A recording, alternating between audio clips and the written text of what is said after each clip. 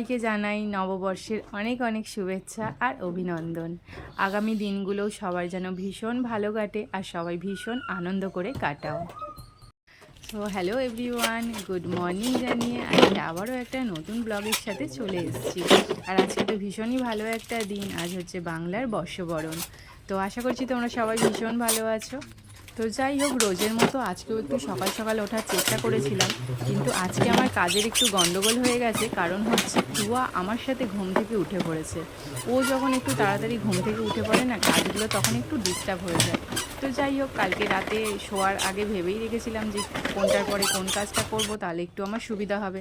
কারণ আজ যেহেতু নববর্ষ, আজ খাওয়া দাওয়াটা তো একটু স্পেশাল রাখতেই হয়, তাই না? তো আমার ভীষণ ভালো লাগে বর্ষবরণের দিন একটু বেশ রান্নাবান্নার আইটেমটা একটু আলাদা করার। তো এবার করবো রান্না, তার আগে ভাবলাম একটুখানি চা খেয়ে নেওয়া যাক। তো চায়ে ডুব দিলাম, আর চাটা মানে খেলে মনটা একটু ফুরফুরেও হয়ে যাবে, তারপরে রান্না বান্না। আর আজকে সেরমভাবে টিফিনের কোনো ঝামেলা রাখিনি, কারণ হচ্ছে আজকে রান্নার ঝামেলাটা একটু বেশি আছে, তাই জন্য। আর তো চলো, চাটা খাবার পর রান্নাবান্না শুরু করব। ব্লগটা কন্টিনিউ করতে থাকবো, চেষ্টা ভীষণ পরিমাণে করব সব কিছুটা তোমাদেরকে দেখানোর। আর তোমরা সঙ্গে থেকো, আশা করছি তোমাদের ব্লগটা দেখতে ভালো লাগবে। আর যদি ভালো লেগে থাকে অবশ্যই কিন্তু আমার চ্যানেলে একটা কমেন্ট করতে ভুলো না।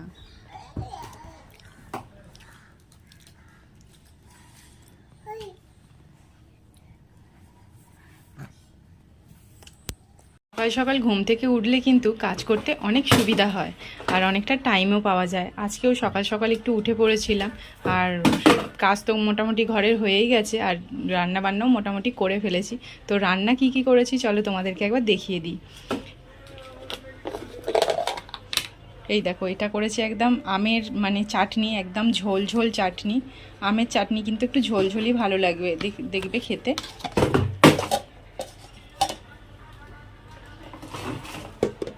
তারপরে এখানে করেছি একটু আলু ভাজা, আর এই যে পটল ভাজা, আর একটা মাছ ভাজা আছে, এটা তুয়ার জন্য। এই যে দেখো, এখানে বানিয়েছি চিকেন, আর এটা হচ্ছে মাছের মাথা দিয়ে মুগের ডাল। মুগের ডালটা যেহেতু বানিয়েছি তাই জন্য ভাজাভুজিটা করা। আর এখানে চাল ধুয়ে ভিজিয়ে দিয়েছি, এটা ভাত করব। ভাতটা একটু লাস্টেই করব, সব রান্না অনেকটাই তাড়াতাড়ি হয়ে গেছে, এখন মোটামুটি 11:30 মতো বাজে। আর এই যে এখানে মেয়ের আপেলটা সেদ্ধ হচ্ছে, ওকে ওই 11:30-12টার মধ্যে আপেল সেদ্ধটা আমি খাওয়াই, মানে যে কোনো একটা ফল দিই, তারপরে ও স্নানটা করে, ওর আপেল সেদ্ধটা হচ্ছে। গরমে তেতে পুড়ে রান্না করার পর কাউকে খেতে দিয়ে যদি শান্তি পাওয়া যায়, মানে সে যদি খেয়ে বলে ভীষণ ভালো হয়েছে, তখন কিন্তু এই কষ্টটা সত্যি আর কষ্ট বলে মনে হয় না। তো চলো, আজকে আমার এই সিম্পল মেনু সার্ভ করে দিয়েছি, তোমাদের আর একবার দেখিয়ে দিই কী কী বানিয়েছি। আমের চাটনি, মাংস, মাছের মাথা দিয়ে মুগের ডাল, একটু আলু ভাজা, পটল ভাজা, আর একটা লেবু, ভাত আর জল। গোপাল দাদাকে টাটা করো। গোপাল দাদাকে টাটা করো বাবা। টাটা গোপাল দাদা, টাটা গোপাল দাদা, টাটা বাই বাই।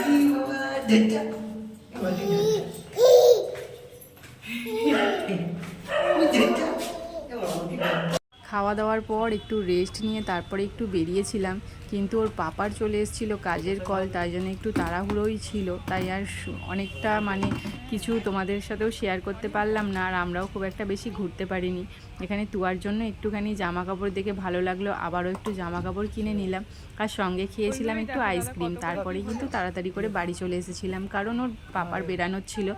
আমাদের বাড়ি পর্যন্তও ছেড়ে দেয়নি, রাস্তায় নামিয়ে দিয়েছিল, আমরা দুজনে চলে এসেছি, মানে বাড়ির সামনাসামনি।